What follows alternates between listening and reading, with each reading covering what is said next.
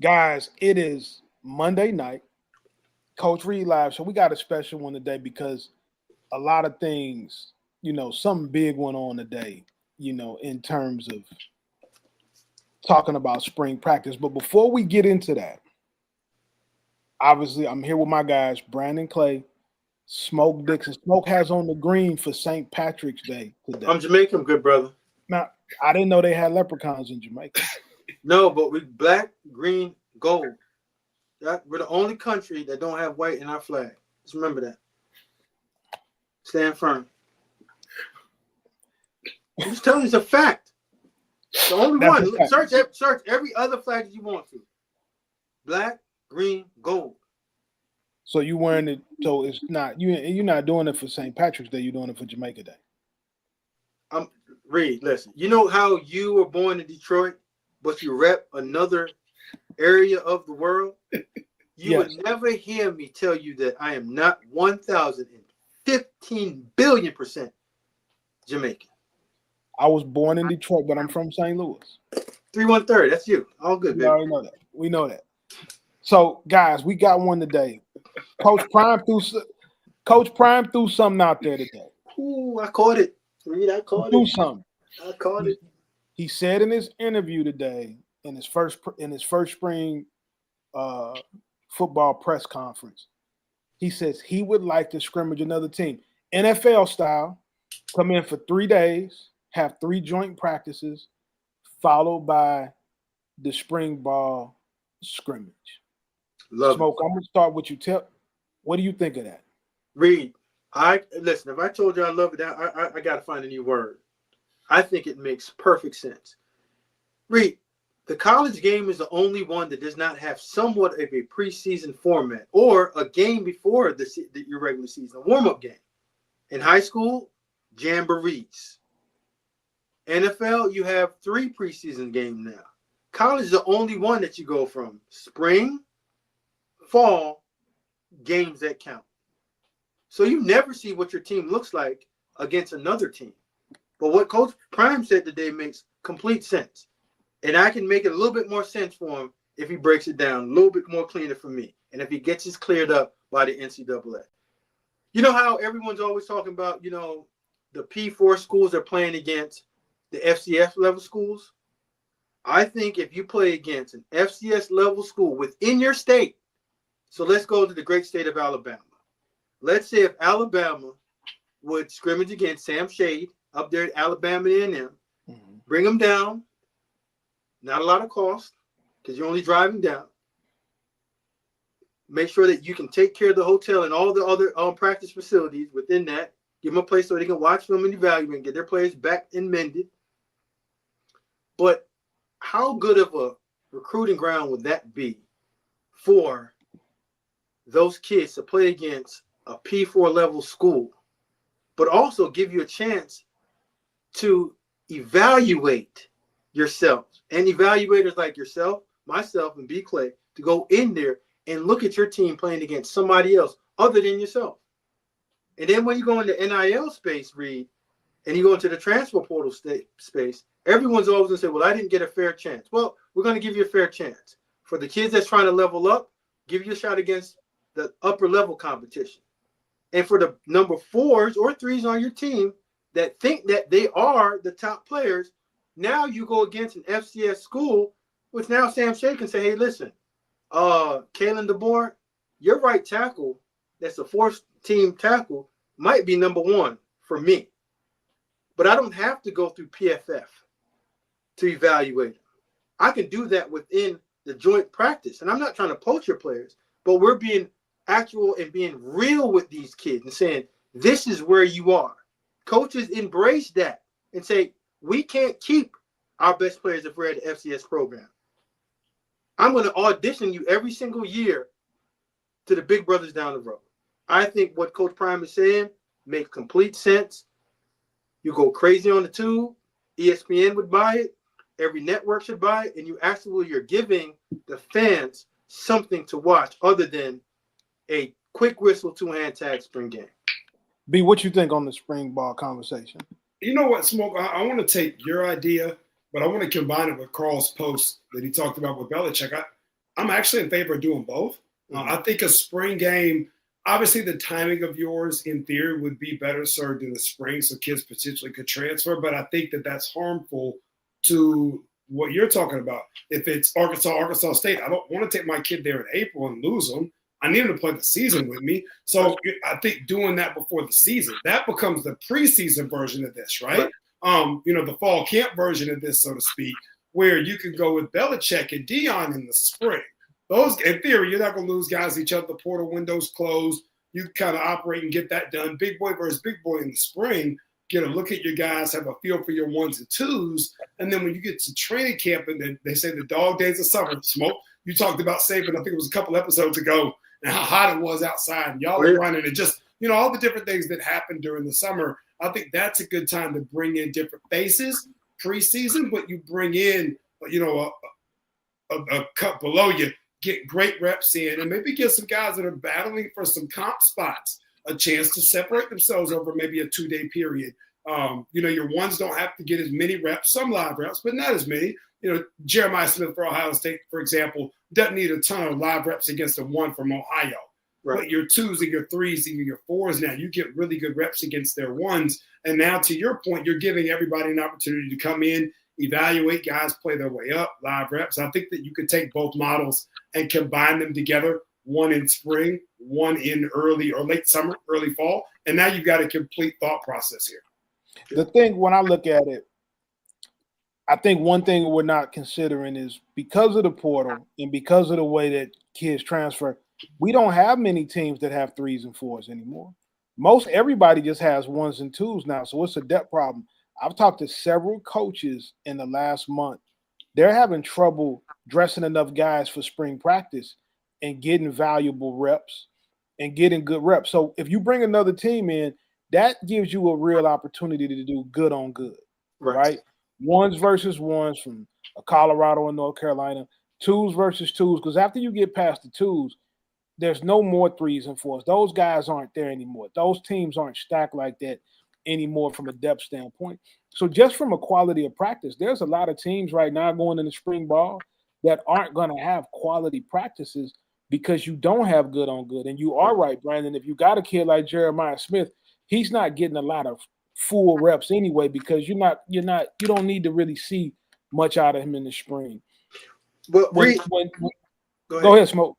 Well, this is the way that I would look at it, and what you said, B, in terms of having this game closer to the season, I think that makes sense in terms of if you want to get a joint practice again, because the reason why I think it makes more sense in the spring is just because of just trying to make sure that you appease everyone without changing a bunch of rules.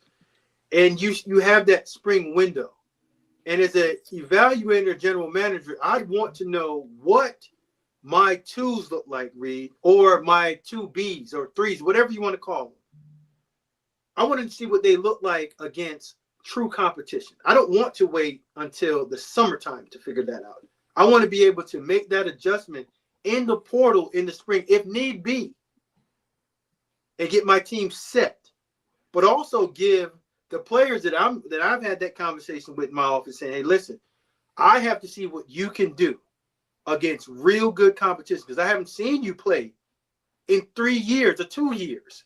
So when you have that chance to play against whatever school name that is, I want to get a true evaluation of you as a player. So I don't tell you to enter into the portal because you're no longer useful here at this level. So I think two things can be true. I think that you do revisit that. And again, if it's within the state, B, I think you can get that done on a day. Get on the bus, drive, chill for a night, and then we get a joint practice where we get a true 2-a-days. Early in the morning, get one in the afternoon, get on your bus and go home. And everybody get that true assessment of a joint practice type of look. But I think in the spring, the format that Coach Time said of 3 practices, and then you get out there to Saturday, grease them up and play a full live game for an audience, for the world to see in the springtime. Because the spring, we're missing football. We have the UFL, but spring practice that we're trying to get rid of, you can get real good, clean competition. If there's an injury or so, you can always bounce back because you have time. If it's nothing serious. You know, when he said this, obviously I wanted to call him directly because I like to know exactly what he's thinking and exactly, what he's trying to get across. And he brought up playing Bill Belichick in North Carolina. That's what he would like to do. Because number one, he understands the marketability of it. Mm-hmm. You understand it's going to sell out. You understand from a television coverage standpoint, from a documentary footage standpoint. And that's the kind of action that you need to really jumpstart an idea and have the backing for that, and getting the NFL also to really get behind it. Right. To what you're saying about the in-state games, I think that still can be a little too one-sided if you're talking about Alabama versus Alabama A&M or Alabama State. And listen, if you just the FCS, right, FCS. I'm talking FCS level play. So you HBCU people don't come in my DMs, with all the nonsense. I just mean I don't mean HBCU. I'm talking about FCS versus the SEC. Like I don't think East Tennessee State should be playing against the University of Tennessee in a spring scrimmage setting. I don't think that does anything for either team. Well, Reed, I think that does, because I wouldn't want unless I'm going good on good all day long, is when I'd want to see an FBS program versus an FBS program. I don't think that does any good for me, because I'm not prepping to play a game. And I think that's where you're going to get pushback from the coaches that don't want to do what Coach Prime or Belichick want to do. You're not going to have a lot of coaches say, you know what, I'm willing to go play the 14th game against a true top level team. Because before you know what we do, Reed. We like to bend the rules. George is going to want to say, hey, this year we want to go see what drinking those boys got over there in Missouri. But that's not the purpose for it. The purpose is to get good reps, but also help out the lower tier teams get seen on TV. Because I think. Go ahead. That's what I would want. I'm not speaking for Coach Prime. I'm speaking from my selfish point of view, what I would want to see. But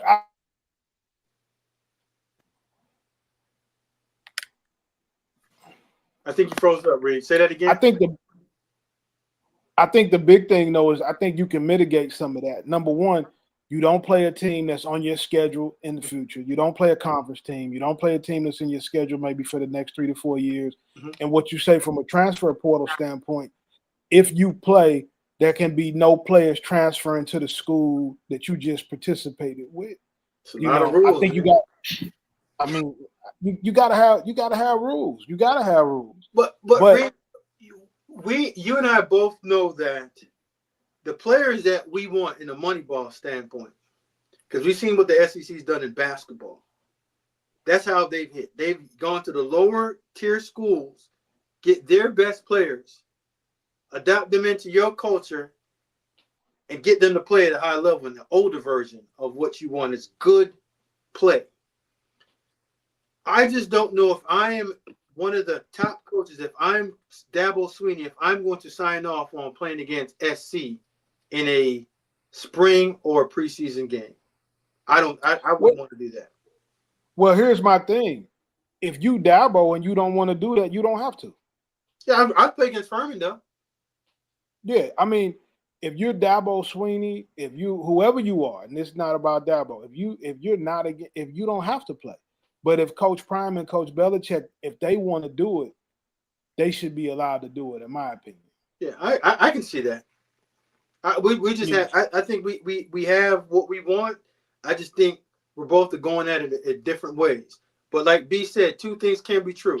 You can get one done early, and then whenever you want to get the ramp that game up, get it later on. But man, when Reed, you and I both know when good's on good, there's a different battle, a different pain tolerance, and a different. But you're still talking exhibition style. You're talking about your starters play a quarter like in a regular NFL exhibition team game. Reed, you're not going to see the Kansas City Chiefs play against the Philadelphia Eagles in the preseason game and have Patrick Mahomes and them boys out there. you're going to see a bunch of 3s and 2s and practice squad guys go out there and play. But if you go into a scrimmage, you're going to get what you want, good on good, because it's controlled. I just don't think that I'm willing to put my team out there against maybe a top 5 team and put them through a real live game situation during the springtime when we aren't acclimated for that style of play yet. Brandon, what you think about this comment right here from Matt? I mean, I like it. I think it goes kind of what we're talking about. It's the mix of the joint practice format, the games, and honestly, I think you let the coaches decide what they want to do. Right. I think all of us are making really good points. I think you let each program, if you've got, Kirby Smart, for instance, if it's a year where he's bringing back a lot, he might go play someone else who's bringing back a lot, and they can kind of get to it a little bit, right? If it's a year where you've completely flipped your roster over, even Deion last year, there was still a pretty good bit of turnover. I really want more reps and more control over that particular situation, and I would want to play more of a game style. So I think you could honestly just let the two grown men who get paid a lot of money to figure it out, kind of figure it out, and part of that could be how you determine your opponent. I like the other comment that we got where they talked about the Colorado-Norfolk State game even, right? Getting even some coaching matchups. You talk about the Vicks of the world, the Deshaun Jacksons of the world. There's some guys that, again, neither one of those guys would want to put themselves in a position this year where they would want to play game format. They just got there. But that would give them and their team some really cool exposure. Obviously, the media will come out in droves, both local media and national media, and get a chance to watch them coach, right? Like actually have clips and footage of them coaching on field. The social media teams at the school, clips of them coaching on field. Heck, even those two guys scrimmaging each other. I mean, you just think about all the different opportunities, I think, for more and more coverage of the game during a time where we don't have it. There's not a replacement. There's not, there's no pro football. There's no college football. There's just not any football at all. So for as bad as spring ball's been the last 4 or 5 years, we still have gone and watched it. As a Georgia fan, I go up there and they still get 65,000 people, even though there's nothing really going on. People just want to be back in the mix. So I think this would be a really interactive way to give us an opportunity to be able to do that during the springtime. And then again, I think, when August camp is getting ready to break, I think that wouldn't be a terrible idea. Maybe you shorten that window to a 2-day, without a game, right? You go maybe Tuesday, Wednesday, couple days of live practice versus some different bodies. And I think I think that's more where your point will come in that late in camp. You want to get some reps, but you don't want to overwork them either or have somebody take a major injury 3 weeks before your first game. Right. But how do you guys feel, Smoke? I'll start with you on this. How do you feel about the teams that are canceling spring games? Like we got teams that are saying they're not going to play in the spring, and some of them are saying it's because they don't want people looking at their kids for the transfer portal, whatever. But we know for sure that some of it is because they don't have bodies. They don't have a lot of depth, to be going good on good against each other. So is this not a better alternative than that? Reed, it's a perfect listen. First and foremost, any coach that goes out there that tells anybody that has 2 good ears that's listening to them that someone's showing up to watch a spring game to poach players, knock it off.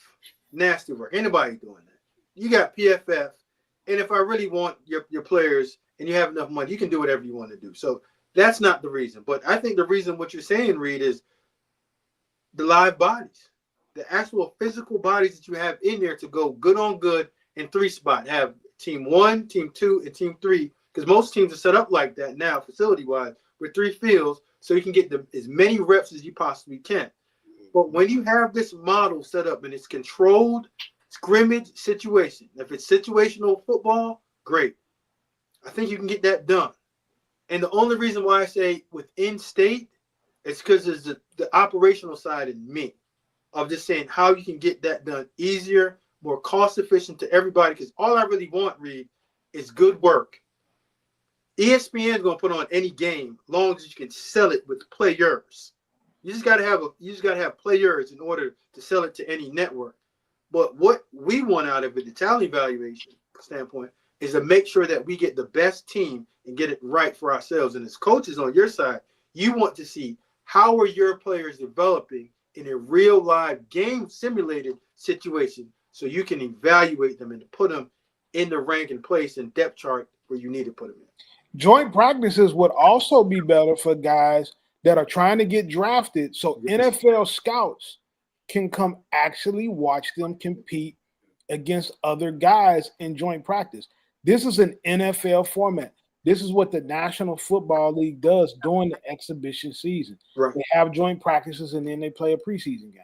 No doubt about it. And that's where you see, like Andy Reid and say when St. Louis, when the Rams were there, they would have those joint practices.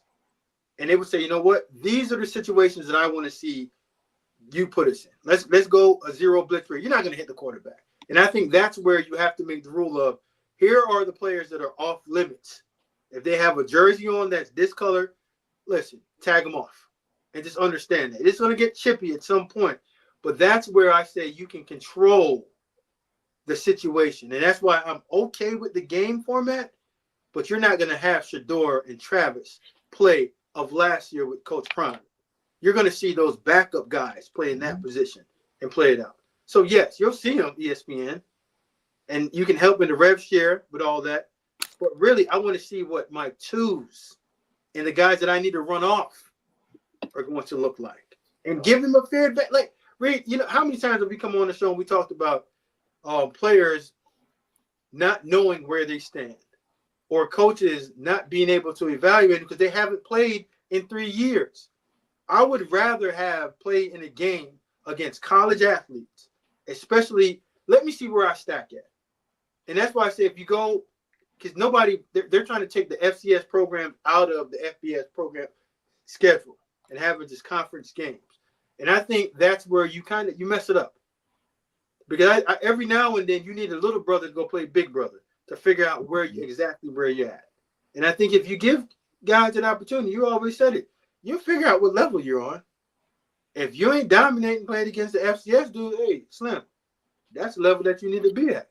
I'm saying, keep it easy, man. Keep it easy. And speaking of that, let's transition into the spring transfer portal window is coming up on us. We already seeing guys start to trickle in. Now, this spring window has notoriously not been as big as the fall window, but we do have a different issue at play here because teams got to go from 125 to 105. So it's going to be some players that, get picked. Smoke, how does that affect the kids? How does that affect people's rosters? Well, so Reed, here's a jacked up thing. You're telling me I got to cut my team down, and there's 85 players on scholarships. I don't think there are 85 good, but they got to go somewhere. Mm-hmm. So, as a player, what do you do? And that's where you have to be honest with yourself and see exactly where you stand. And afford who you could be at a certain situation. And when I say that, I mean this.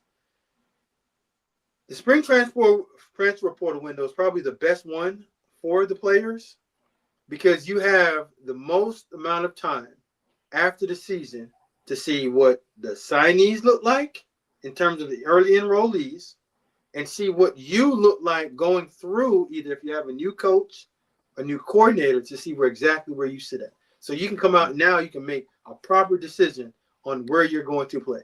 On top of that, you have a lot of time now, from now to the beginning of the season, to pick up the playbook, to transition, to fit, and to find your right school. So even though we haven't seen a bunch of names, I think this is the perfect time to address your needs in the transfer portal. John Albert says players are never honest with themselves, though, Smoke. Let's be real. Hey, hold on. Let me say this. I actually just had a call literally before we got on with a player and a parent that I've known, 2 years almost, a 2026 recruit. And this kind of talks about the portal and also talks about high school rankings. And the dad says verbatim, beautifully, he goes, I know my kid's probably in between. They might be able to play a Division I level, might be a Division II. But and this, I loved it though. I loved it because it was an honest statement. He said, my kid probably can go to the Division II level and be a contributor early. If they go Division I, they probably has to sit for a year or two. She has to figure out what she wants to do. I said, that's beautiful. That's what, because it was dead on. It was dead on. Well said. But usually when you start at 2, you work your way up to 1. Mm-hmm. So if you believe that I'm with you, I would stick at 2 and work my way up. Which was obviously my reply retort, but it was great for them to have that type of self-awareness, man. And now I agree with John. Some folks say I know self-awareness, but I do think the vast majority, when you sit people down and really chop it up with them, and you see stories about kids that go Division I, end up being good at Division I level. They sit for a year, old school, right? You go sit, you gain. Heck, Chloe Kitts, right? Chloe Kitts goes to the best program in women's basketball right now. Struggles that first semester, enrolled early, struggles the first semester, had some struggles during her true freshman year. Ends up being, a double-double kid in the national championship game. The following year now, she's been on campus for the better part of 3 years. Now she's SEC tournament MVP. Could have gone somewhere else, maybe played a little bit earlier, had a little bit easier path, right? Stays, battles, and here we are. So there's some truth to all of it, man. That's what they check. Not everybody's crazy. Hold on. Here we go. Yeah, let's go. So Brandon, you just did a smoke move. You tried to trick. How do I catch? Hold on. I'm mute. I just mute myself. Brandon Clay just tried to trick the audience, right? He tried to trick the audience, right? Chloe Kitts is a bad example. Chloe Kitts was a McDonald's All-American. She actually left early. So she no, stop. Don't do it. She left. She left in December. She was not All-American. B, stop trying to win an argument. Stop. Don't do it. Hold on. TV timeout. Hold on. B, don't try to win an argument with the captain of I need to win an argument. Hey, listen. Keep going. I apologize, good brother. Keep going. Listen. Chloe Kitts was a McDonald's All-American who decided to graduate high school early. And the only reason she didn't crack the lineup right away is because they were already playing in the season. Most of the people that you're going to talk to aren't 5 stars, number 1 player in the country at their position like Chloe. Okay, I got we got to use a different. Hold on, I got you. There's a kid named Tate Walters, lives in Beaufort City District. Tate Walters was a really good high school player for Gene Durden, fantastic. You could have made a case for Tate Walters to go to North Georgia, that's a top 25 school at the Division II level, or to go to Furman where she went. She ends up going to Furman. Has had a really good career. She actually graduated and is going to get in the transfer portal. Avery Jones, same thing. Avery took the North Georgia route. She's starting as a freshman, right? Averaged like 11 or 12 a night. They just lost tonight in the Sweet 16. So, not agreement, but I think to the point of it all, when people accurately assess, which does happen, right? It does happen. It allows you to be able to say, okay, what do I want? Do I want to sit and battle?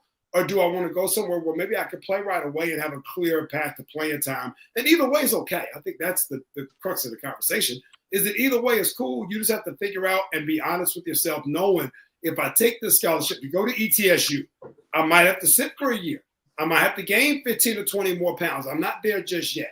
I might have to get in the weight room. Hey, Devin might have to get me right, man. But I know that when I walk on campus and go there, and that's okay. So you find some people that don't know, but I meet a lot of really good people that are self-aware, that Smoke would enjoy talking to because they don't think so highly of themselves, that they don't understand kind of what they're going to go in and battle the first 12 to 18 months to make sure that they're good enough. That's all. But here's the thing.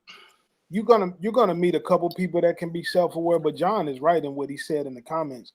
It's tough to be able to sit most parents and most kids down and say, you're really a Division II guy. That hurts. Like it hurts. That hurts. And I can tell you right now, there's a lot of kids that went Division II that felt like they were slept on because they didn't get the opportunity to go Division I, and they're still not playing. Right? They still haven't cracked the lineup. We have got to stop acting like I'm gonna just go Division II, like it's the easiest thing in the world. The Northwest Missouri States of the world, the Ferris States, the Ferris State just won the D2 National Championship again. Valdosta State. There's some incredible programs that if kids watch them, there's going to be some college basketball teams in the NCAA Division II tournament that if you watch those teams, think about what Bill McCollum has done at Drake University this year. He's starting 4 guys that played for him at Northwest Missouri State Division II, and they just won the league. Right? Listen, I'm glad you said that, Reed. Reed, you know what? I'm going to drop a little bit of free game on all the personnel guys out there in college football. Real simple. Brandon Clay, this is right up your alley. The best conference of all time in any sports, college sports, is the 2025 version of the SEC. This is it. Like, this is the best conference ever in terms of play and just teams. We've never seen anything like this. 14 teams crack the 64. It's 68, but we know it's 64. And they're going March Madness. Man, I wish Kerry was on here. Boy, I wish Kerry was on here. Right? SEC. And he stayed away for a good reason. Not only, like, the South was taking over basketball. They had football. So it's like a semi-movement.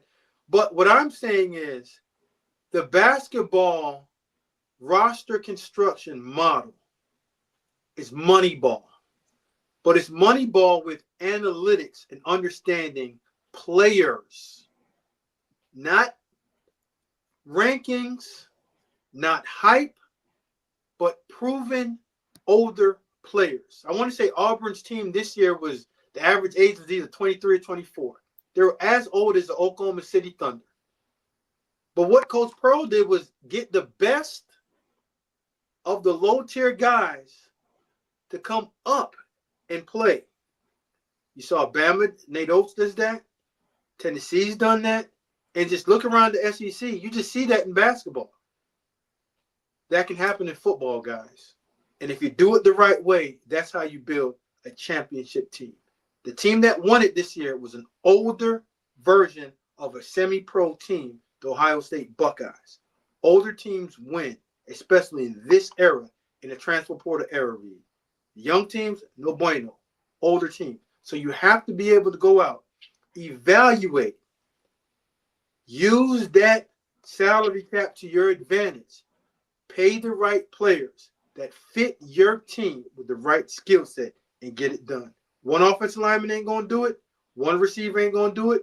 But if you get a combination of it all and map it up the right way, you can have a championship-like playoff team that's deep, that understands how to play, and they're not going to give you any bullcrap that young players give you in terms of checking classes, doing this.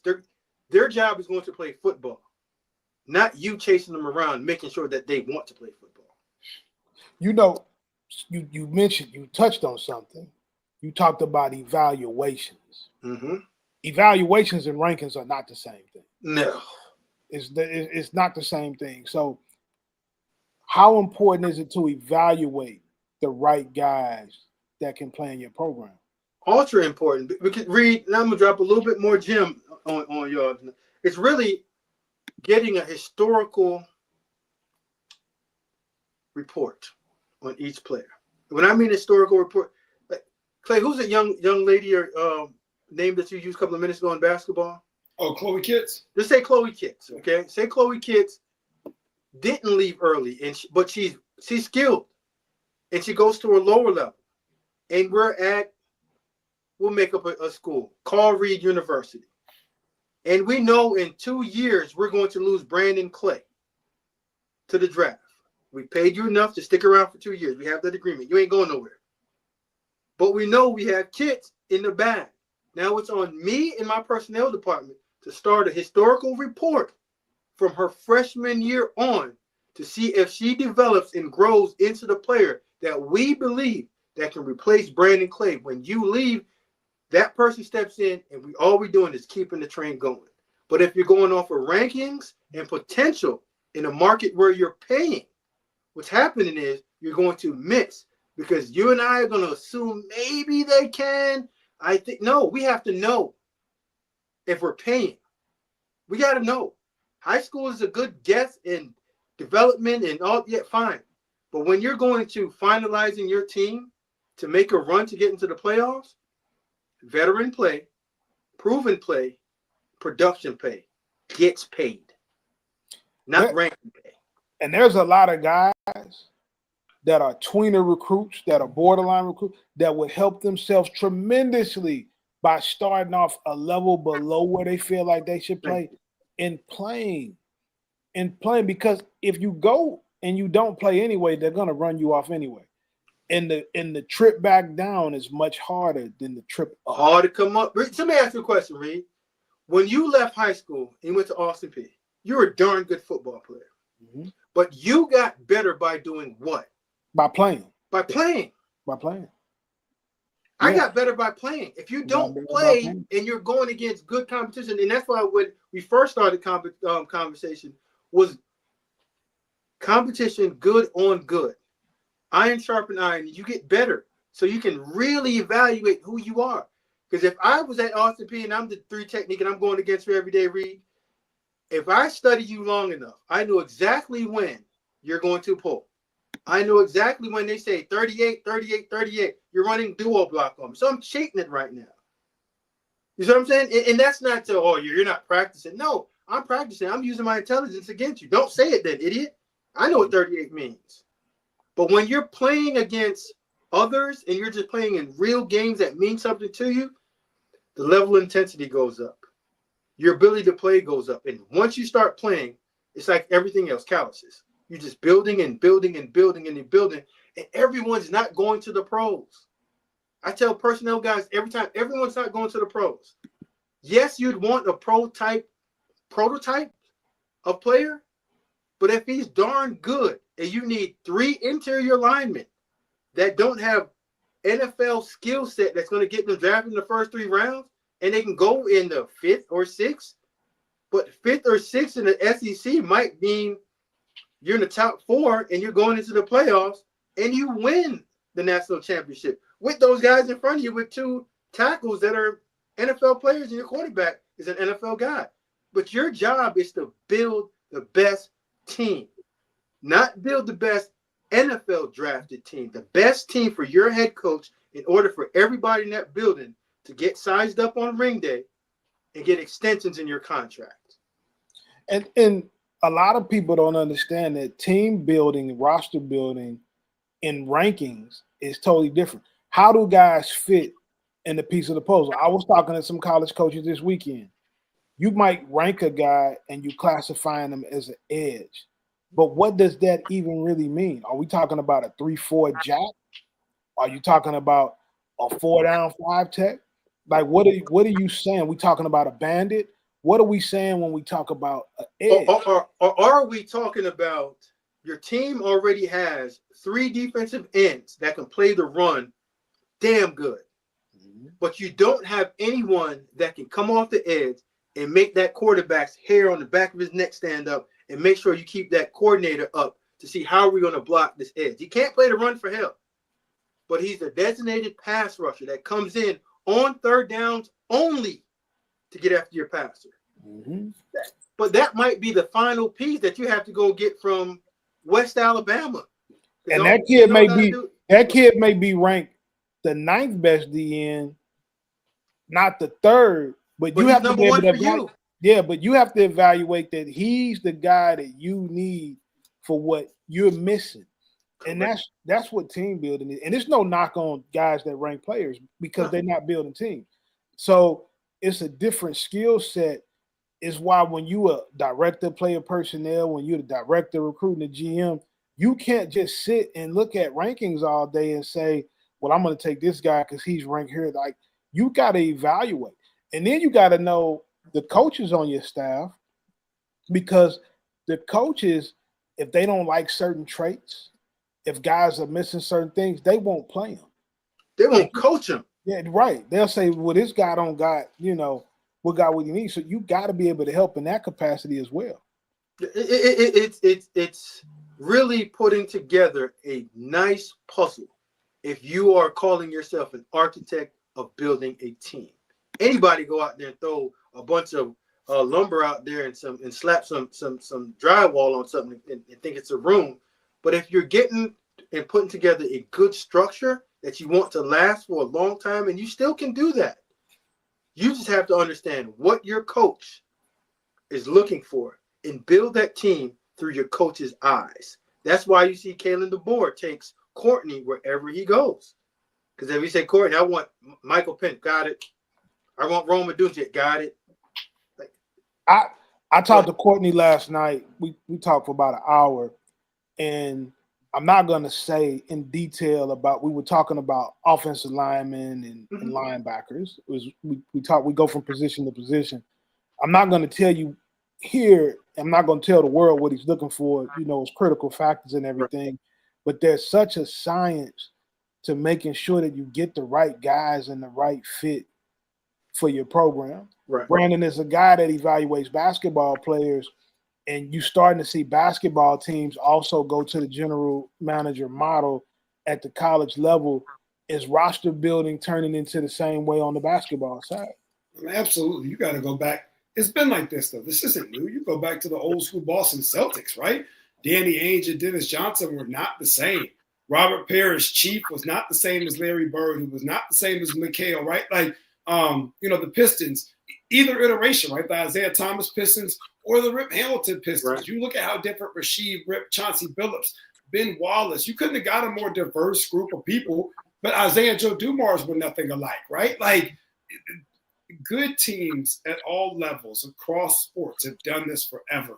You look at whoever is winning baseball, okay, they almost always have like a star or two that bats third or fourth, right? But they surround them. The Braves, in our best years are great examples, right? You got Acuna and Albies, but then you have guys like Olsen batting fourth. You got great hitting. You have solid pitching. You could just always get it done. And I think basketball is the same way. And when you look at rosters, the Spurs, the Bruce Bowens to complement the Duncans, but the Robinsons, Tony Parkers, and Ginobili's, none of those people even look alike, right?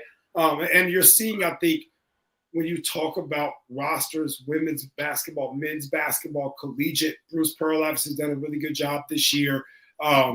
Tennessee's done a good job. Some people that maybe were programs that weren't performing at that level, and now Rick and Bruce have them humming again. On the women's side, obviously Dawn, when she came from Temple, has been able to build brick by brick. Carmilla Cardoso looks nothing like Chloe, who looks nothing like Asia Wilson, who doesn't look like Tiffany Mitchell. There's just so many different pieces. Mulkey at LSU again. Angel Reese, Smoke's favorite player. Doesn't look anything like Anissa Morrow. Flage looks different. There's just so many different pieces. And the ability to keep the floor space. Reed, to your point about edges and bandits, you got to have some people that will do the dirty work, Ben Wallace. But you have to have some people that can score it at 15 feet, Rip Hamilton. You got to have some people that can shoot the three and keep it spaced, Chauncey Billups. Right. And so I think that basketball mirrors football, which mirrors baseball in that way, where it's a game of pieces and having the right pieces. One of my favorite Jay-Z lines, I don't have a bright watch, I got the right watch. And in this case, it's roster smoke. Jalen Hurts. Yeah. Same thing, right? Jalen Hurts is not the best quarterback. That one of the reasons I like him, though, is he's such a good fit with those pieces around him. Mm-hmm. And he doesn't try to make himself into something that he's not. He gets the ball where it's supposed to be. And if he doesn't have it, he just throws that joke out of bounds. And there's Matt Ryan's best days as a Falcon. He was surrounded by really good pieces. Gonzalez, White, Michael Turner, Julio. And Matt, to his credit, wasn't throwing the ball away a lot, right? If he didn't have it, he put that joke in the third row of the stands, lived to fight another play. And I think your best roster construction on either side of the football, and then obviously with your 5 in basketball, your 8-9 rotation, is when you've got spacers, you've got shooters, you've got drivers, you've got screeners, movers, blockers, and then you got rebounding and rim protection as well. But see, what you just did, B, you just summed it up on how to build a team. And Reed, when I look at some of these hires in terms of young DPPs and general managers, I don't know if they understand what B just said in terms of being an architect, of being able to put puzzle pieces together that fits your team, not who gets the number one sign-in class and all that. Who has the best talent to fit your team within your pay scale that's not going to have dead money just because they're a highly ranked kid that does not play until his third year, and you have to wait for that. You've been paying that $1 million and them sitting over there on the bench. And that's where you have to get the true Jim Nagy's of the world that understands what it is from a structural standpoint of how to do that. Because he's seen that at all levels and understand that the best teams are the ones that win. Not the most talented team, but the best teams. Philly was the most talented team, but they're also the best team because everyone played their position and they were put in position to play those positions. Now, we got to admit, though, that when you're building a championship team, there has to be sacrifice for play. Correct. Right? On the basketball side, Yeah. you might average 12 points instead of 19 to win the championship. On the football side, you might touch it 40 times instead of 85 times if you want to win championships. That's why winning championships is so special, because you got to sacrifice a lot of your individual game to win a championship. And so that's a mentality thing, because everybody doesn't care about winning. Some guys care about whatever is going on for them, is, their stats or whatever, they bread or whatever. But when you start talking about winning championships and building a championship roster, there's levels to it and things that you got to identify. But that's where, again, evaluating talent is just not getting a stopwatch out and seeing how fast somebody runs or how tall that they are or how explosive that they are. You also got to be able to check the mindset and understand the person. Like getting Quinton Judkins to go in there with Travion Henderson, split time, have a tandem role, and be perfectly fine with that, man, that's special. Because he could have stayed of going wherever he wanted to go and get the ball 30 plus times. But he said, you know what? I just need to touch at 15. But my 15 are going to be the best 15.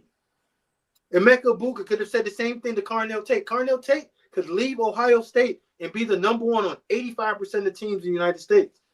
But guess what? They saw a young guy that came in, Jeremiah Smith. That was phenomenal. They said, hey, you know what? If you got to get the ball in his hands early just to get him going and back them up off of me, I'm good. Caleb Downs could have said, you know what? I'm not just going to play this made-up position and stay in the middle of the field and patrolling everything. I want to be a middle-of-the-field safety. He said, nah, I'm going to do what's said to be done, and I don't care what happens. My skill set can do that. But putting that team together, you have to understand those pieces and those people that when you ask them to do that, they're not going to say, hell no, I ain't doing that. I'm out of here. They say, hey, coach, whatever. I'll do what I need to do just because you did your work on the front end of understanding the character of the individuals that you brought into your building. That's total roster construction. Not just knowing the physical side, but the mental side of each person, including coaches, like you said, Reed, in your building that's willing to sacrifice whatever to get the W and never the else. And because truthfully, we very seldomly miss on the physical traits. Right. Like we can watch the tape for 5 minutes and you can see what a guy can do. But a lot of guys, when I was coaching in high school, I had a college coach ask me one time, well, does this kid love to play football? Well, to me, that's not the right question. Correct. Because people do stuff that they don't love to do every single day. There's guys that go, to work every single day, but they got to work. They got a family to take care of. They got bills to pay. Is he willing to do the work? Right. To me, that's the right question. Correct. Whether he loves football or not is irrelevant. Is he willing to go to practice every day, to go to class, to do the weight room sessions, to do all of those things? Does he love to play football? I coached hundreds of kids, thousands of kids, and I probably can name you 9 guys that I would tell you love to play football. We won a lot of games, right? And so I think that that's the wrong way to look at it, but you have to really get into the middle makeup. Does the kid go to school every day, right? What is his behavior like? Is he a guy that is in the drugs? Is he a guy that drinks a lot? Right. All of those things are going to be things that are going to cost you, because you're going to get a call one day. You're going to get one of those calls that the kid can't play, or that he's ineligible, or that he failed a drug test, and you're not going to have access to him anyway. So those character traits are equally important when you're talking about evaluating the guy. And that's the difference between evaluations and rankings, because if I'm just ranking guys, if you're just asking me, hey, Reed, who's the best guy 1 through 50, right? Well, that's easy. You can just put them in order from a talent standpoint. But who do I want on my team? Different. Right. That's different who I want. Who's going to come into my locker room and do the right thing? Who can I trust in a classroom? Who's going to impact your locker room in a positive way? That's a question that every single talent evaluator needs to ask the coach or whoever's around that player. And do they love to do the little things consistently? Forget, like, in high school, everybody wanted to show up on Fridays and play. Mm-hmm.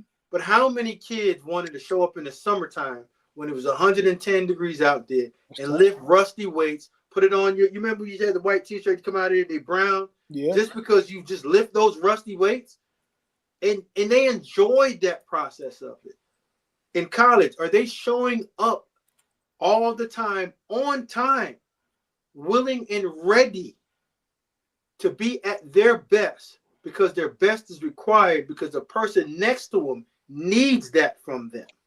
Those are the questions that you need to get answered, because when you're in the off season and you can impact everyone else around you to play and perform at a higher level, that's team building. Because once now we get out there on those Saturdays, that person understands the expectation already. I ain't asking you, are you ready to play? I'm asking you, how many points are we going to put on these cats' head? Mm-hmm. And how easily we're going to stop them, because we already put that sweat equity in. So that's why I think it's going over people's head about the ranking portion of it. Rankings is this bigger, stronger, faster. Twitch, can he make this play? Fine. Drop every one of your number ones off into a room. There's only one number one that can come out. And the one that comes out of there at the number one, yeah, that's the true number one. Everybody else is a first place loser. So let's go to this. The number one question that I get in my inbox from parents and kids is almost always more parents than the kids, but I would say they equally care about it. Is, Coach, what about my ranking? What do I need to do to get some stars? What do I need to do to get more stars? And Brandon, I know you deal with this because you're a rankings expert on the women's side and on the men's side. You're on the McDonald's All-American committee for the men's and the women's game. So I know you get this same question as well.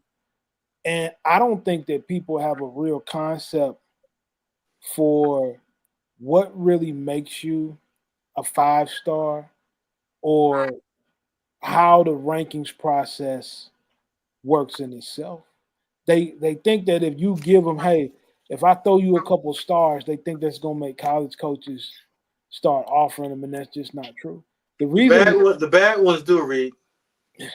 You're right. It is, you know. I wasn't gonna go there today, right? But from that standpoint, right?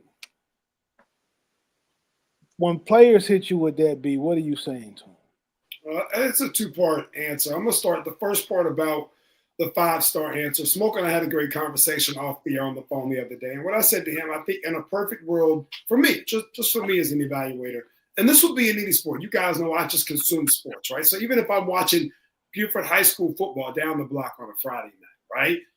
Who is a 5-star? The guy that I watch, Justice Haynes, right? Like, is he a 5-star? Is he not a 5? When I watch a game, do I feel like I could take you to 95% of schools in America, drop you off, as Smoke said, in a room, and you're going to emerge as a day one starter? And if you're not a day one starter, it's simply because you're splitting reps with someone else who is an elite level pro prospect, right? That would be my caveat for what a 5-star is.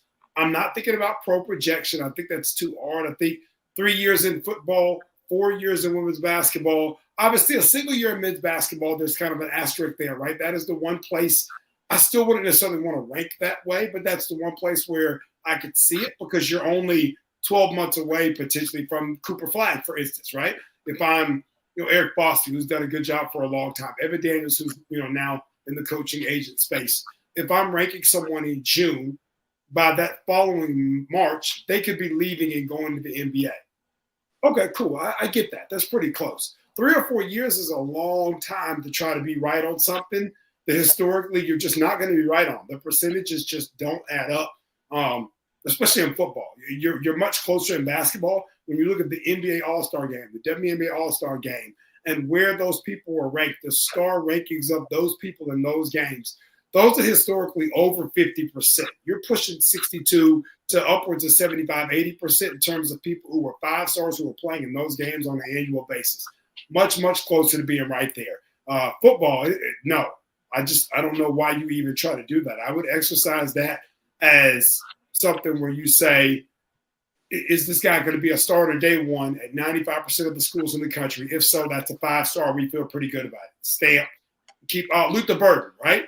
That guy was a 5-star coming out of high school. Easy. Ryan Wingo. Okay, cool. I think those guys, Jeremiah Smith, great. Stamp, Ryan Williams, Stamp, George. Yeah, you're not going to have 32 of those caliber guys, I don't believe, a year. I feel like the number would be 12 to 18. You get past that, you're probably pushing it. In basketball, you probably have 8 to 10 on the women's side. Maybe it's more like 16 to 18 on the men's side, but it still is not. You're getting into the 30s, and I feel like you're just stretching and pushing the envelope. It makes it difficult. Not that it can't be done, but it's difficult. That's my first part. The second part on this, star-wise, it's hard. It's such an inexact science. Reed, you just hit on the head. You're the high school coach. You see the dudes interacting with their friends and classmates in the hall. You know what they're doing Thursday night, Friday night, Saturday night, heck, maybe Monday afternoon before practice. You know what they're doing. When I call you, you're not going to tell me that on record, as you shouldn't. Right. And I don't have the resources to send a private investigator like the NFL does to go watch the dude for 3 weeks, to go watch the girl for 3 weeks. All I know is what I see and what the parents give me, and that's pretty limited. That's a pretty limited scope. So in terms of being able to project out, again, years down the road, what somebody's going to do off the field, off the court, I don't have that window most of the time. And I'm honest enough to tell you that I don't. I could give you what I see on the film, give you what I see on the floor. And then the rare occasion where I do have that, I'll speak to it. And I'll make sure I put that in their evaluation as well. But a lot of times I just don't have access to it. Reed, you know what B Clay and I, he just said we talked for about an hour and a half, 2 hours about just breaking down how to properly assess the talent and put them into a box, or her into a box, them into a box, meaning players. And one of the hardest things I've always had was, how do you project a 16-year-old to where he's going to be 22 in the highest level of one of the highest professions in the world, where it's 1%. And whenever I wrote my last line, my bottom line on a player, and I'm talking, if I'm writing to Coach Loxley, my former boss, I would say Brandon Clay has a chance to battle the starting receiver and compete for playing time with a role as a special team player next year. That means that's about the highest you can possibly go in my book from a high school player.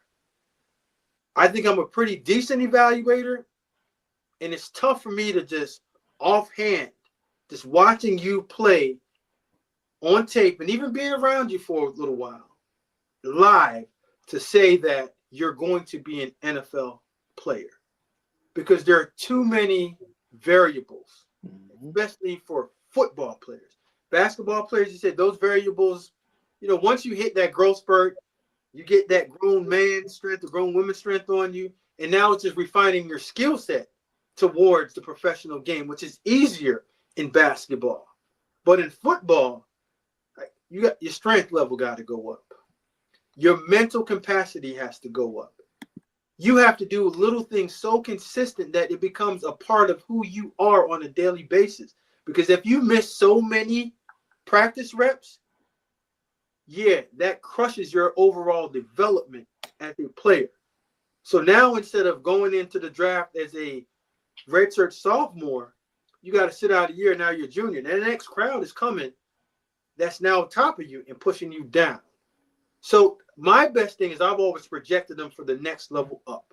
If I'm doing a youth league football player, I'm projecting that youth player to high school. If I'm doing a high school player, I'm projecting them for college. When I was working in the NFL, I am projecting that junior player or senior player for the NFL. Freshman is tough. I've seen a lot of special talented freshmen that plays good that 1 year and fall off a cliff going into their sophomore year. I've seen it in person and evaluating film. Where you're like, man, where did that kid go? Mm-hmm. I think too, and Brandon, this is something that I want to go back to. You said when you come in as a high school coach, they're not going to always give you the accurate information. When I was a coach, I was going to tell you everything. And you're different. I'm going to tell you why, and I always say this to high school coaches. If you got a kid, let's just say he smokes, right? Say it gets high. You know it gets high. But there's college coaches that aren't going to go for that, right? They're going to cause you a lot of issues. So you're doing everybody a disservice if you don't tell the coach that the kid smokes, because he's going to have to deal with that. And so when he drug tests him and he flunk it, he's just going to kick him out and send him home. And now you're trying to find him a new school with a red flag attached to him, right? Now, there's some coaches who are never going to drug test him, and they wouldn't care, if they were snorting lines of cocaine, right? And so you need to send them to those situations that can deal with them. There are guys who don't go to class, and there's coaches who aren't sticklers for class, and there's coaches that you better be in one of the front two rows every single day. And graduate. Yeah. So the more information that you're withholding, right, from the coach, you're not just you think you're helping your kid because you want the kid to get out of St. Louis, or you want the kid to get out of Atlanta or Detroit. You hurting him because he's not going to be able to last, right? He's not going to be able to last. The coach is going to get rid of him. He's going to run him out because he's not a character fit in that situation. So I think that you got to be very truthful, man, when you talking to guys about those parts of the eval. And Reed, you know what? What you said about 15 minutes ago was asking the right question. I always give this example, and I'm not even going to bring up the scout's name because he's now a general manager. And I was working at the Citadel. And at that time it was Cortez Allen, cornerback, Pittsburgh Steelers, drafted him in the 4th round.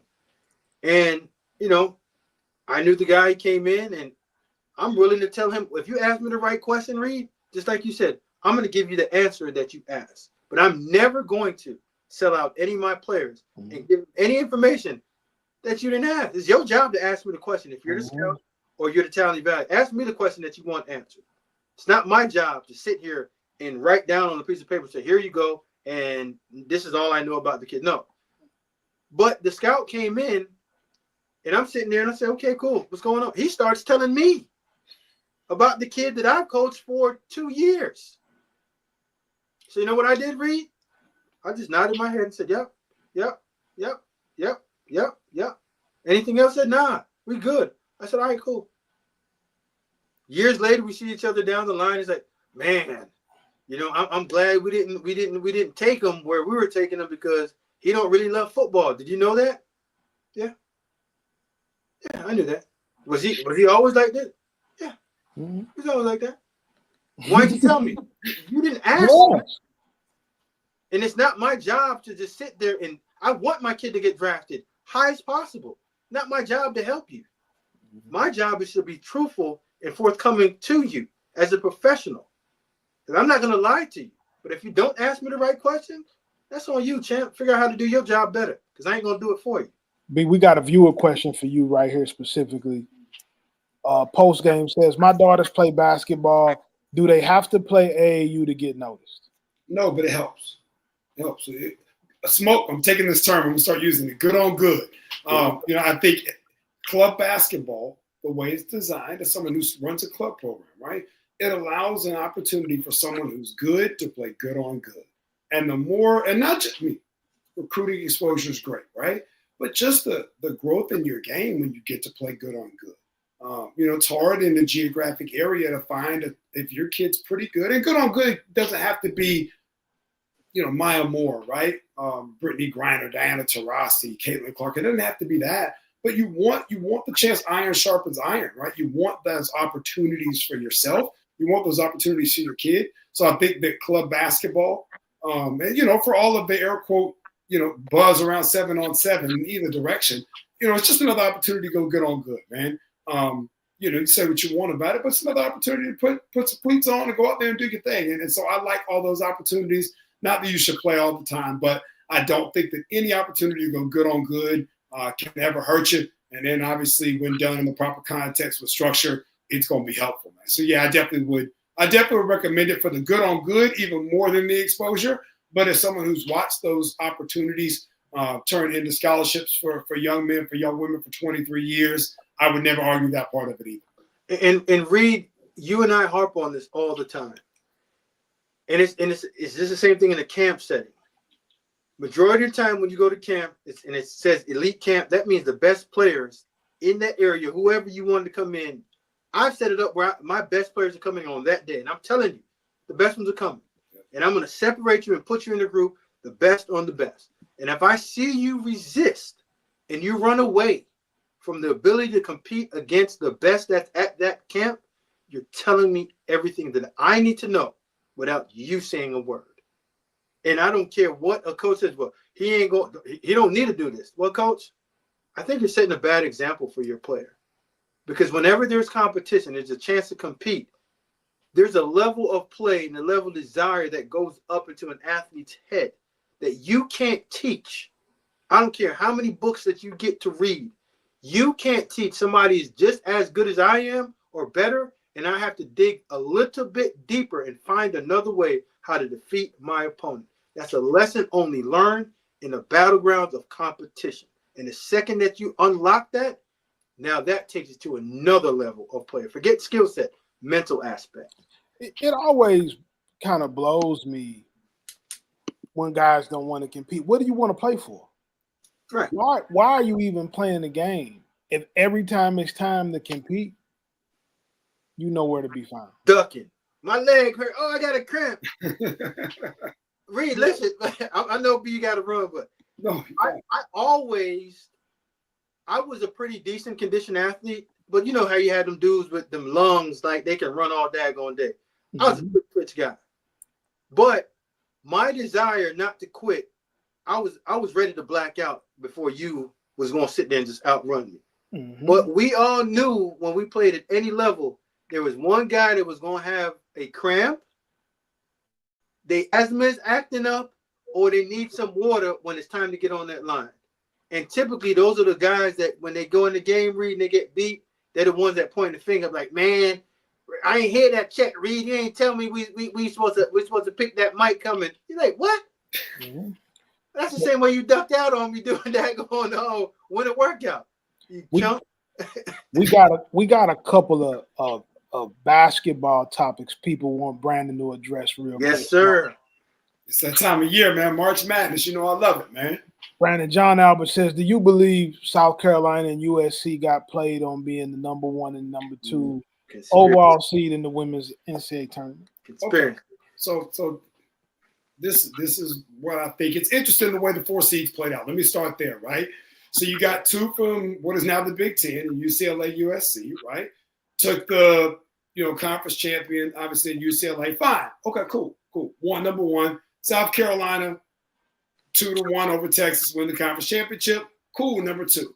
You can flip a coin, 1-2, whatever. What I really wanted the committee to do that I don't love is, and I understand because it's geographics. Got it. They've got, if chalk holds and you get the number 1s to converge in the Final Four, you have an SEC Final Four, Texas, South Carolina, and you have a Big Ten Final Four in UCLA and USC. I don't want to watch that again. Right. I've seen those teams play 3 times now, both of them. I don't want to see that. I want to cross them jokers up. Let South Carolina play USC. Let Texas have to play UCLA. Let's see if we wind up with the all-conference final, and I'll watch that then. If the SEC or the little T, if they can actually make it and we get the all-conference final, cool. But don't force me to watch that in the Final Four. So maybe more importantly to me than what the overall seed is, because I think you can flip a coin on that. I would have loved to have seen South Carolina get it, but I think UCLA's had a really good year. I can't argue either way on that one, but I didn't love how they converged those seeds there in the 4. That's my take. Here's my only pushback. Talk to me. And I don't mean to knock the women's game, but there's not that many good women's team to actually set this up the proper way like you would in men's. Am I off on that? I mean, nowadays I would actually say you're off on that because of the growth of the game. Where now the difference in the men's side is that you could get a 6, 7, 8 seed who finds a way to win it all. Let me say that. You don't have, because especially now in the one and done era, the Cooper Flags of the world don't stay. So the Cooper Flags of the world in year 3 or 4 would be so good that you're not beating Cooper Flag, right? Duke back in the day, UNLV, those Larry Johnsons, Grant Hills, those are grown dudes. They win it. It just is what it is. You're not beating them. You're not taking another group of college kids and beating them in year 3 or 4. Right. North Carolina, Vinton. That's what you have on the women's side where, Lauren Betts was, the number 1 kid in her class. Chloe Kitts was the top 5 kid in her class. So you're not going to be able to beat them in the Elite 8, Final 4. At some point, chalk is going to hold between the 1, 2, 3 seed. You're not going to get 7, 8, 9 that make it that far. But amongst the 1, 2s, and 3s now, you're getting 10 to 12 teams a year that could win the tournament. And that's something we haven't always had. It used to be the 1 seeds were going to hold chalk, and it just kind of was what it was. Now you're getting Texas as the number 1, where before the season you would have said Notre Dame would have been. LSU's the number 3. You would have said before the year probably number 1, number 2. So that's the difference. Brandon's All Access Sports Media says, I got to see 2027 Lindsay Kopasek yesterday. B. Clay. She has a high ceiling if she develops properly. I love this one. That's a kid that's going to be near and dear to what we're doing. She's going to play for the first time with Southeast All-Stars this season. Whoa. That's your team, ain't it? The Southeast All-Stars. Hey, listen. Put it out there. Hey, sponsored by, titled by Adidas. We thank y'all, Adidas. But, the thing that I like, we were in the gym on Saturday. So I like that they got to see her yesterday. I mean, she was in the gym again, which is great. We were in the gym on Saturday. And she runs, she rebounds, she finishes. She's so good inside of 5 feet that she honestly hasn't had to do a lot outside of 5 feet. So we were working on Saturday about expanding, shooting that 15-footer. We got to shooting threes. She looked at me, she's like, I haven't really shot a lot of threes. I said, you haven't needed to. She had a high school game this year where she had 24 and 20. She had another one where she had 22 and 20. Another one where she had 22 and 18. She plays at Stars Mills High School. And Brandon Sarazola, our high school coach, does a great job with her. And if I was him in a high school setting, she ain't coming outside of 5 feet either. She posts, she's active. They run stuff for her. They throw it to her. She'll hit you with the baby right hand half hook, the step through up and under, finish to the left. She's good. But I think she's just starting to scratch the surface. So it's good to see someone else whose opinion that I value there in All Access, see what I see about Lindsay. And just the best kid. Talk about a great academic kid, Carl, a kid that's going to go to class. Somebody called me. She's going to do all the things, right? If you open the gym at 7, she's going to be there at 6:58, ready to go, laced up, right? Training table at 6 if you need it. I'm super excited to work with her. She's going to be a good one. I appreciate All Access Sports Media for taking an interest, tuning in, and being able to drop that comment in there for us. Now, B, how many All-Americans you got in your program now? You got some real heat in there. Are you out there stealing kids from people? I would never. Hey, now, let me say this, Rita. I'm sure during your days at Luther and North, you got some phone calls. Eh? You weren't actively recruiting, but you got some phone. Hey, you picked up. The phone call. So I ain't hard to find. Hey, listen. So I'll say this: we've got a whole slate. We've got 17 in the program this year. All 17 are going to be next level college basketball players. Most of whom already have offers. The ones that don't are kids that are brand new to us this year, that we'll have on the radar here soon enough. And, we've got 3 kids that, are projected top 25 kids in their classes already, with a couple more that I think are going to have a chance to play their way into that this summer and next summer. And, all the way down to the 2029 class is a kid, remember this name, and we'll slide topics, but Ella David out of Oconee County in Georgia, just outside of Athens, 2029. Could be special. 2028, Ella Watts out of Bob Jones in Alabama. Same thing. So we're excited and looking forward to it. We get started on Friday night. First practice is time, man. Ooh, Smoke, we got a question for you. Shoot it. Aaron Farley says, Coach Dixon, how can I get in the player personnel and recruiting at the college football or the NFL level? Internship, man. Sometimes when you get into that level, you have to go in there and not get paid, and just go ahead and just volunteer your services. Go work camps. Don't stop dropping emails. Anytime that you see someone that has personnel by them, just go up to them and say, "Hey, listen, I'm willing to come in here, cut up tape, eval the younger guys, grassroots kids, and I'm willing here to learn." But that's an entry-level program that you got to get into. It sucks, but that's the main way that most of us get in. If they're not just dropping jobs off in front of people, because a lot of people are looking for this. So volunteer your time and your services, man. And eventually, over a period of time, you'll learn the art of doing so, and somebody will give you a job. But, again, DM me, bro. We can sit down and we can go through this and wrap through it, Aaron. You're going to hear a lot of no's. You're going to hear a lot of no's. Just be prepared. If you get 3 yes or three replies out of 100 inquiries, you've done a really good job. Keep working. You got to, and the seeds you're going to plant today may not sprout for a year or 2 years. Right. You know, when I tell this to people all the time, when I was 23, 24, I drove from Florida to Vegas, and I probably worked 17 camps. You know, and that's back when they could really pay you well to work camp. So 500, 300. I was basically, as I was going, was getting the money to pay for the hotel and gas and food so you could keep going. But those relationships that I built 20 years ago are the ones I'm using to thrive today. A lot of those guys were GAs then, and they head coaches now, you know, at the major college level. So you got to do it. Like, nobody's just going to appoint you in a position. There has to be a relationship there. There has to be a level of trust there. Coach Prime says all the time, you know, relationships gives you access, right? So if you're around, if you consistently be in there, if you consistently showing people you can do a good job, but you're not going to go from behind the computer screen to the SEC in a day. You're going to have to go build relationships. You're going to have to build trust. You're going to have to be in situations where you're calling guys sometimes, and they may or they may not be answering the phone for you right away because they got a lot going on, and you just got to keep working at it, bro. Pull up on people, man. Read.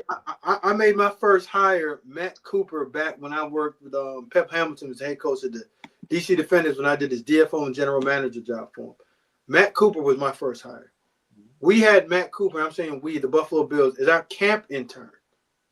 His first job was stocking up the Gatorade. Like, he wasn't even like, he didn't eval.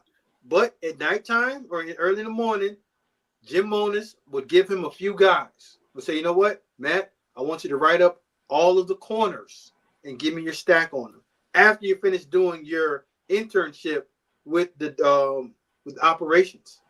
Like, he came in as an operations guy and ended up on the scouting side in 3 years. But he kept coming back up to Rochester every single year, showing up on time, did his job, and then came over on the scouting side to do the job that no one asked him to do. He just said, whatever you have here for me to do, I'll do it. During practice, I'm going to sit here, take my notes, and do it. It's a diligent job that you have to do.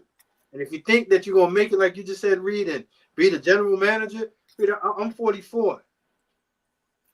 It took me till I was 40 to become the first general manager that left the NFL to start the general manager job in college football. And again, I'm going to say, I was the first one.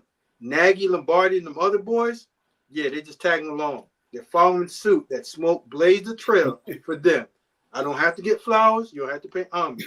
But just go check the track records of Mike Loxley and Gerald Dixon to do it first. B, we're going to end on this one. We got another women's basketball question for B tonight. B, it's your time to shine tonight. It's that time of year, man. I'm telling y'all, everybody's excited. We lie back in, man. Fish grease. Why a girl like Ayanna Wade out of Pittsburgh, why doesn't she have more looks? Was the leading scorer in the country at one point. Yeah, 3,000-point score on high school. And it's funny, you know, one of my favorite quotes, life's about who makes it, not about who makes it the fastest. Drive slow. And you look at it, I think she's a great example. You know, just in the last couple of weeks, Robert Morris has popped. Just Valdosta State has popped. Like, people are paying attention. People are looking for folks late. There's a young lady out of Kentucky named Peyton Bradley, who actually is a brand marketing client of ours, just got an offer and accepted it from Louisville last week. Tore ACL about 18 months ago. Was on the mend, right? They had some Division I offers before that. You just don't know when your time is. And I think if you're good enough, right, that's always the asterisk. If you're good enough at something, but you're willing to kind of stay the course to Smoke's internship, stacking the Gatorades. You know, you talk about Spoelstra cutting up the video, and I know obviously he had an in. I get it. But he still was willing to cut the video. They didn't just promote him to head coach. I don't care who the in is. Once you get the in, you got to take the in. You got to kick the door down. And in the case of Wade, you know, to her credit, she's kicked the door down. 3,000-plus high school points. Obviously led the country in scoring, one of the best scorers in history there, and in a great public school league there in the Pittsburgh area. You have to respect it. What you can do to help yourself, obviously, is play with a big-time club program. That helps to the club in the 7-on-7 discussion. If you play club or 7-on-7 with South Florida Express, It's going to be hard to get missed. And you can pick a program there. Same thing with club basketball. You play for a Southeast All-Star, so you play on an Adidas 3SSP circuit. It gets harder to get missed. That means that it don't happen, but you start eliminating barriers to be seen. So just continuing to find options. And sometimes you have to do what Reed did. You got to drive from Florida to Vegas, like whatever your Vegas would be. If you live in Pittsburgh, maybe you have to drive to a bordering state in West Virginia or New York or something to find a team that has a need for your position. There might be a good team in Pittsburgh that just already has 2 kids at your position. They don't need you, right? You have to make some sacrifices from a family perspective to get where you need to go. So eventually you get where you need to go. I'm going to say this. We're going to end on this note. And this goes back to the question about the guy asking about an opportunity to scout and smoke your guy that cut film up. At some point, you got to be really good, bro. Like, you got to do a really good job. There's guys that get put in positions sometimes because of their friends or somebody gives them an opportunity, or there's guys that are constantly asking for opportunities. What do you bring to the table? Are you really good? Are you a high school coach that has won championships? You won a lot of games. Do you have a relationship with a player that can change the trajectory of somebody's program? Like, or are you just asking for an opportunity? Are you just asking for somebody to give you something because it's what you want to do? How bad do you want to do it? I won state championship as a high school coach. I got denied for 44 jobs before I got my first head coaching job. 44 times, right? I was told no before I got the opportunity. You have to bring a tremendous amount of value. So how good are you? That's going to matter, because feeling good and being good is not the same thing, you know, and you can never confuse effort with results. Mm-mm. And the last thing I'm going to say on it is this. Don't just position yourself, prepare yourself, right? There's guys all over the country.